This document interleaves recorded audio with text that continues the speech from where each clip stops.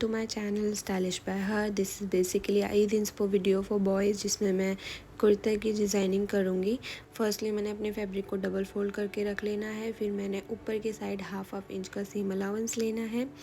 सीम allowance लेने के बाद उसको स्केल की हेल्प से जॉइन कर देना है। जोड़ने के बाद लेंथ मार्क करनी है, जिसमें से 3-4 इंच माइनस करके करनी है। जैसे मेरी लेंथ 39 है, उसमें से मैं 3-4 इंच माइनस करूँगी तो मेरा आएगा 38.25।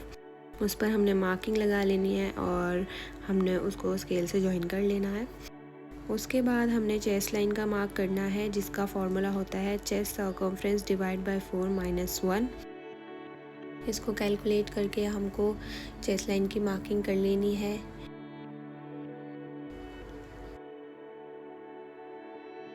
मार्किंग कर लेने के बाद अब हमने वेस्ट लाइन की मार्किंग करनी है। सेम वही फार्मूला लगेगा, वेस्ट लाइन पर हमने वही फार्मूला लगाना है, waist circumference divide by 4-3-4 inch. Similarly हमें हिप पे भी वही फार्मूला लगाना है, hip circumference divide by 4-3-4 inch. Marking कर लेने के बाद अब हमने शोल्डर की मार्किंग करनी है, जिसका फार्मूला होता है शोल्डर डिवाइड बाय 2। उस पर मार्क लगाकर हमें अपने मेजरमेंट लगाना है, जिसके लिए हम पहले चेस्ट पर लगाएंगे। चेस्ट सर्कमफ्रेंस डिवाइड बाय 4, उसमें 1.5 लूजिंग ऐड कर देंगे। टोटल लूजिंग यहाँ पर 6 इंच है। वैसे ही हमें वेस्ट को कर लेना है और हिप को भी। अब हमने बॉटम स्वेप का करना है। बॉटम स्वेप के लिए हमें अपनी हिप सर्कमफ्रेंस में से 4 इंच डिवाइड करना है, फिर उसमें 3 इंच लूजिंग ऐड कर देनी है। अब हमने जो मार्क लगाए हैं उनको जॉइन कर लेंगे। जॉइन कर लेने के बाद जो हमने शोल्डर का मार्क लगाया था, वैसा ही मार्क हम सेम मार्क चेस्ट लाइन पे भी लगाएंगे और उसको जॉइन कर देंगे। उसके बाद हम यहाँ पर नेक की लेंथ और विड्थ लगाएंगे, जिसके लिए हमें अपने नेक सर्कमफ्रेंस में 12 से डिवाइड करना है उसको। फिर हमें विड्थ वाइज और लेंथ वाइज दोनों सिमिलर मार्क लगाने हैं और उसको गोलाई दे देनी है। उसके बाद यहाँ पर 1.5 इंच शोल्डर ड्रॉप करेंगे और नेक लाइन से इसको जॉइन कर देंगे। अब हम आर्म होल मार्क करेंगे, हाफ इंच अंदर की तरफ एक मार्क लगाएंगे और आर्म होल की शेप दे देंगे। अब हमें यहाँ पर बॉटम स्वेप की तरफ हाफ इंच ऊपर की तरफ उठाना है और उसको लेग कर्व से जॉइन कर देना है। जो हैवी साइज़ होते हैं वो एब्डोमेन की तरफ कसते हैं, वो नहीं कसेगा। उसके बाद हमें सीम अलाउंस लगा लेना है और हमें कटिंग कर लेनी है इसकी। यहाँ पर हमारी फ्रंट पार्ट की कटिंग डन हो गई है। इसके बाद हम बैक की कटिंग करेंगे, जिसके लिए हमें 2 फोल्ड में ही अपना फैब्रिक रखना है और 1.5 इंच ऊपर की तरफ मार्क लगा लेना है, जो कि हम शोल्डर फॉरवर्ड के लिए बढ़ाएंगे। उसके बाद हमें अपना फ्रंट पार्ट रखना है और उसको 1.5 इंच के नीचे रखना है और उसको अच्छी तरीके से ट्रेस कर लेना है। उसके बाद जो हमने 1.5 इंच का मार्क लगाया है, अपने शोल्डर के हिसाब से उसको ऊपर की तरफ बढ़ा देंगे।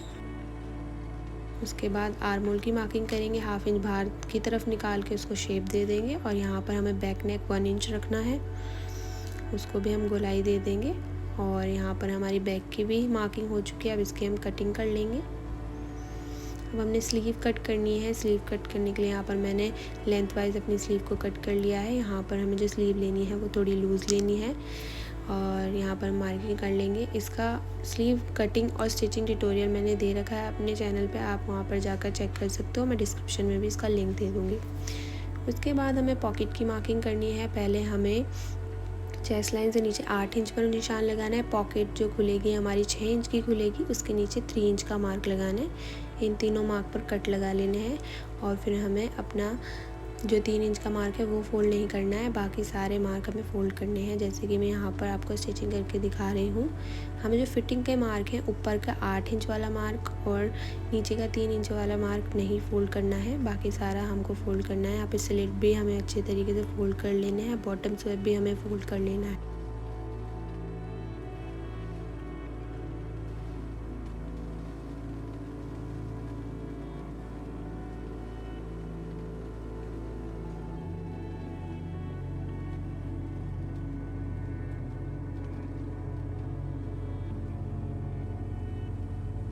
फ्रंट पार्ट में मैंने pocket, slit and bottom sweep fold कर लिया है। वैसे ही हमें बैक में भी फोल्ड कर लेना है।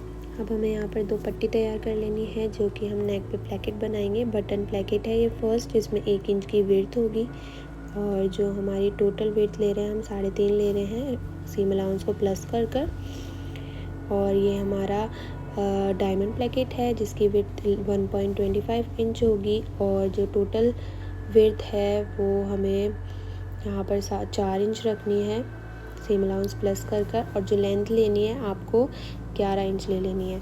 यहाँ पर मैंने दोनों प्लेकेट्स के ऊपर पेपर पेस्ट करी है। उसके बाद हमने क्या करना है, अपने फ्रंट नेक को लेना है, बैक साइड पर हमें 9 इंच पर मार्क करना है और दोनों पट्टियों को आमने सामने रखना है और सिलाई लगा लेनी है दोनों के साइड से।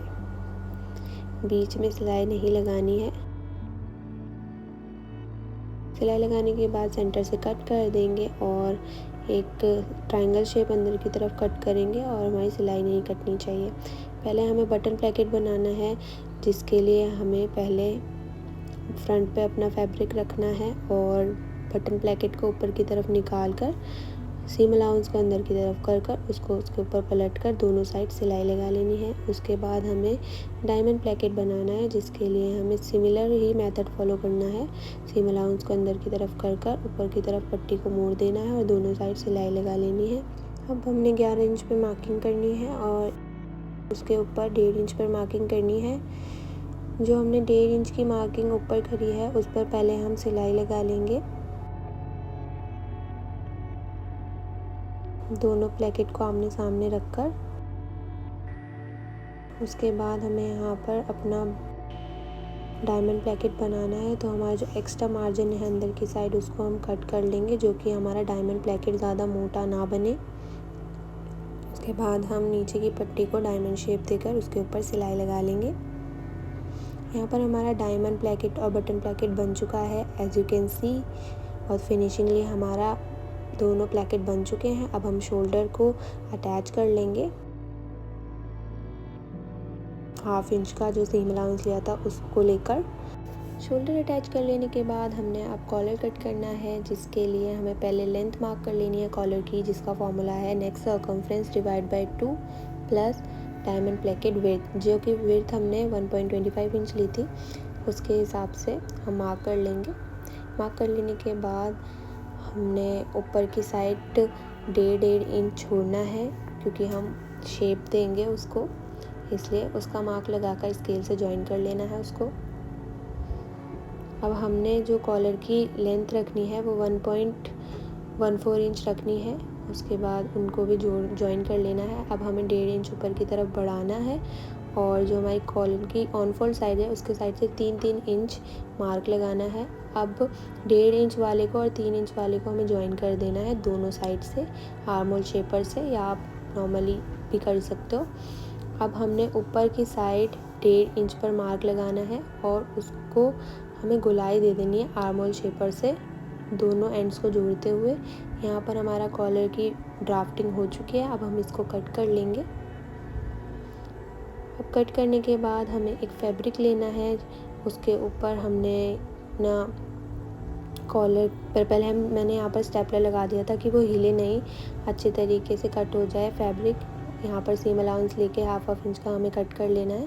ये फ्रंट हो गया, जो फ्रंट की साइड दिखेगा। ये अंदर की साइड में एक कपड़ा लगा रही हूँ कॉटन का। उसके बाद सिमिलर प्रोसेस करके ही सीम अलाउंस लेके मैं इसको भी कट कर ले रही हूँ। कट कर लेने के बाद अब पहले हम फ्रंट पर बैक साइड पर इसको पेस्ट कर लेंगे। पेस्ट कर लेने के बाद जो एक्स्ट्रा रफ फैब्रिक है उसको हम कट कर देंगे। उसके बाद हमें नीचे 1/2 इंच का सीम अलाउंस फोल्ड कर देना है। अब हमने जो बैक का फैब्रिक था उसके ऊपर रख के सिलाई लगा लेनी है। उसके बाद एक्स्ट्रा मार्जिन को कट कर देना है और उसको हमें फोल्ड करके निकाल लेना है। अब हमें ऊपर की साइड एक पतली सी सिलाई लगा लेनी है। यहाँ पर हमारा कॉलर बन के रेडी है। अब हम अपने नेक के साथ इसको अटैच कर देंगे। पहले हमें कॉलर का मिडल कर लेना है। मिडल करने के बाद हमें जो नेक का है उसका भी मिडल कर लेना है। पहले हम मिडल से लगाएंगे, उससे हमारी बहुत अच्छी फिनिशिंग आती है। ऐसे ही करके पहले हम मिडल से लगाएंगे, ऐसे करके हम राउंड में लगा लेंगे। पहले हमें बैक साइड पर सिलाई लगानी है और उसको फ्रंट साइड पर पलटना है। तो हमने सिलाई लगाने के बाद उसको फ्रंट साइड पर पलट लेना है और उसके ऊपर सिलाई लगा लेनी है। यहाँ पर हमारा मैंड्रिन कॉलर बन के रेडी है, एज यू कैन सी। उसके बाद अब हमने स्लीव अटैच कर लेनी है। तो यहाँ पर हम गोल में नहीं लगाएंगे स्लीव, ऐसे ही हमें दोनों स्लीव अटैच कर लेनी है हाफ हाफ का सेम अलाउंस लेकर। यहाँ पर हमारी स्लीव जॉइन हो चुकी हैं। अब हमने यहाँ पर साइड्स को जॉइन कर लेना है। साइड स्टिच कर लेने के बाद हमने यहाँ पर पॉकेट कट करनी है, जिसका पैटर्न मैंने पहले ही ड्रॉ कर लिया था। उसके बाद यहाँ पर मैंने उसे ही रख के कटिंग कर ली है। यहाँ पर हमें 2 पॉकेट कट कर लेनी है। उसके बाद हम यहाँ पर स्टिचिंग स्टार्ट करेंगे। तो यहाँ पर हमने ऊपर की तरफ अपने फैब्रिक को रखना है, उल्टे साइड पर हमें दोनों साइड सिलाई लगा लेनी है। सिलाई लगाने के बाद उसको पलट लेना है और सीजर की हेल्प से उसके कोने निकाल लेने हैं। उसके बाद जो ऊपर की साइड हमारे खुला हुआ फैब्रिक है उसको हम फोल्ड करते जाएंगे। पहले हम पॉकेट की साइड से ही रखेंगे कि हमारी पॉकेट अच्छे तरीके से बैठ जाए। पतली पतली सिलाई लगा देंगे उस पर।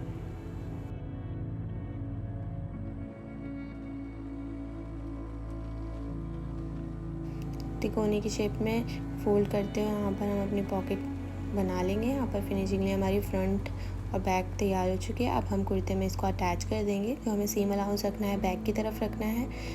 अब हम पॉकेट का मिडल कर लेंगे और उसको सेंटर में रख कर पहले हम नीचे वाले फैब्रिक पर एक सिलाई लगा लेंगे।